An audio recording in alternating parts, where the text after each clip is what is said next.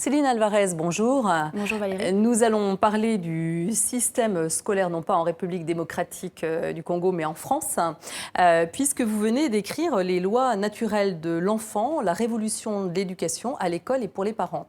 Alors, est-ce à dire que le système français de l'éducation est obsolète aujourd'hui ? Alors oui, il est rendu obsolète en fait par les connaissances scientifiques qui nous sont aujourd'hui apportées par la recherche internationale.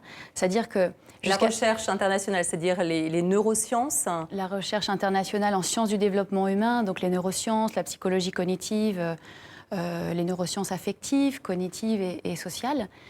Toutes ces sciences, en fait, nous apportent des informations que nous n'avions pas avant.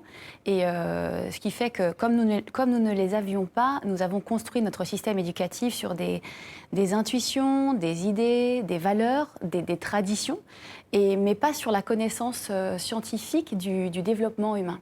Et ce qui fait que notre système éducatif, aujourd'hui, est rendu obsolète par ces nouvelles connaissances. Alors, les lois naturelles de l'enfant, quelles sont-elles ? C'est ce que vous expliquez dans votre livre. Il existe finalement une préscience chez l'enfant que vous démontrez dans ce livre. Alors, expliquez-nous un petit peu comment ça se passe dans la tête de l'enfant.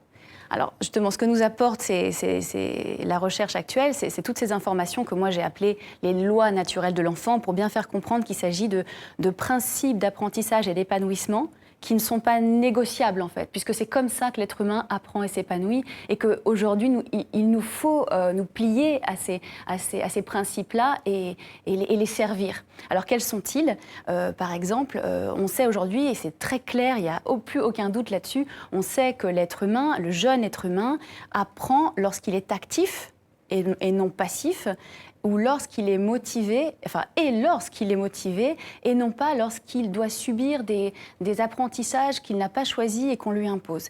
Vous dites que les enfants souffriraient de malnutrition mentale à l'école. Vous y allez un peu fort quand même, par rapport à ce que propose l'enseignement aujourd'hui, et souvent quand même des instituteurs ou institutrices très motivés par leur métier. Oui, je parle pas, je ne crois pas cibler spécifiquement l'école quand je parle de malnutrition mentale, psychique. Je parle en général, en fait, parce que collectivement, on a sous-estimé les potentiels de l'être humain tout jeune, dans ses premières années de vie. On a très fortement sous-estimé ses potentiels, et donc on a tendance à lui proposer des choses qui ne sont pas à la hauteur de ses grandes capacités et de son intelligence. Et donc, les enfants doivent se satisfaire de choses qui ne sont pas suffisamment nourrissantes, en fait, pour leur intelligence, qui, à ce moment-là, est d'une puissance plastique extraordinaire. Et ils sont capables d'embrasser le monde et d'épouser la complexité du monde grâce à cette plasticité cérébrale. Ils arrivent à détecter les régularités de la langue, d'une langue étrangère, ou les régularités de nos comportements sociaux, sans qu'on ait rien à leur expliquer. J'explique par exemple dans le livre qu'une expérience montre que des bébés, il me semble de mémoire là, que c'est des bébés de 9 mois, donc ou même avant ça, ils sont capables de détecter une erreur dans une langue étrangère quand ils ont été exposés à cette langue moins de 15 minutes. Vous voyez ? Alors qu'ils ne parlent pas encore leur langue.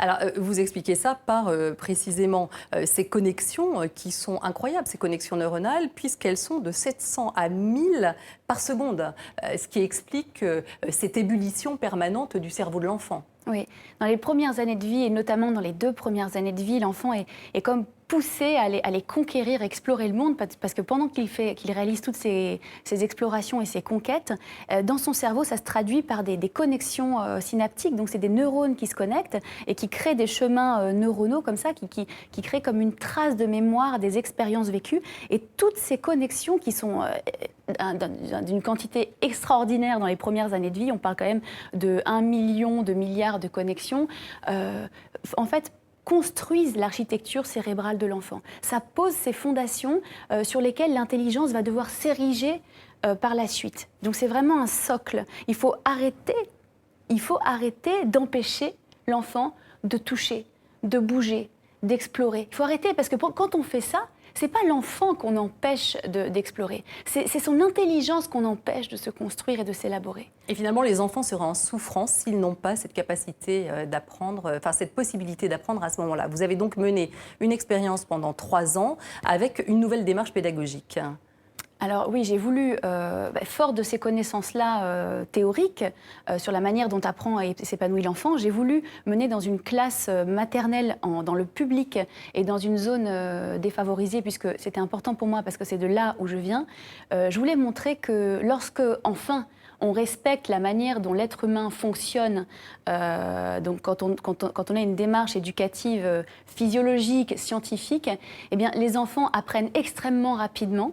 Donc, lorsqu'ils sont actifs, motivés, et lorsqu'ils se sentent aimés plutôt que jugés et sanctionnés, et lorsqu'ils sentent qu'on leur fait confiance et qu'ils peuvent s'épanouir dans un environnement social où ils interagissent avec des enfants plus jeunes et plus âgés, plutôt qu'être uniquement avec des enfants uniquement de leur âge, ce qui représente une diète sociale aride pour des enfants dont l'intelligence plastique est très forte à ce moment-là, eh bien, quand on respecte toutes ces conditions-là, non seulement lire, écrire, compter, ça devient des conquêtes, ça redevient des conquêtes faciles et rapides et joyeuses, mais les enfants épanouissent tous ces potentiels embryonnaires dont je parle dans le livre, les potentiels d'empathie, les potentiels moraux. On naît, ça c'est quand même une nouvelle extraordinaire, l'être humain naît avec une capacité empathique innée.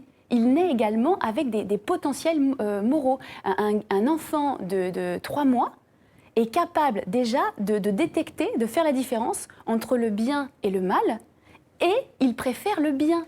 Mais massivement, les enfants préfèrent naturellement le bien et ils froncent les sourcils devant le mauvais.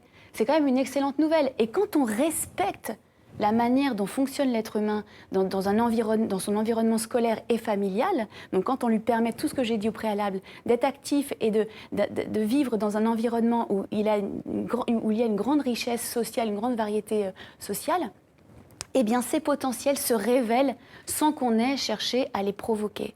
Voyez. Donc c'est ce que vous proposez comme approche dans votre livre. Alors je précise que vous n'avez pas pu poursuivre votre expérience en milieu scolaire, mais que vous avez aujourd'hui un blog qui est suivi par plus d'1 million d'instituteurs dans le monde. Oui, alors c'est un blog qui s'est transformé en site internet. On a un tout beau site internet qui, effectivement, où quand j'ai été au bout de mes recherches après 3 années d'expérience, j'ai décidé de mettre en ligne tous les contenus pédagogiques et théoriques à disposition des parents et des enseignants pour qu'ils puissent voir que, certes, les résultats dans cette classe ont été assez spectaculaires et très surprenants, mais inversement, la manière dont nous avons procédé est extrêmement simple. Il s'agit presque de bon sens et donc c'est une invitation, ce site et mon expérience et ce livre. En fait, toute ma démarche est une invitation à ce qu'on revienne à l'essentiel. Voilà, donc vous êtes invité à aller voir le blog de Céline Alvarez donc, sur Internet et donc lire son livre « Les lois naturelles de l'enfant, la révolution de l'éducation à l'école et pour les parents également ». Oui. Merci à vous Céline Alvarez. Merci. Pour cet éclairage. Merci.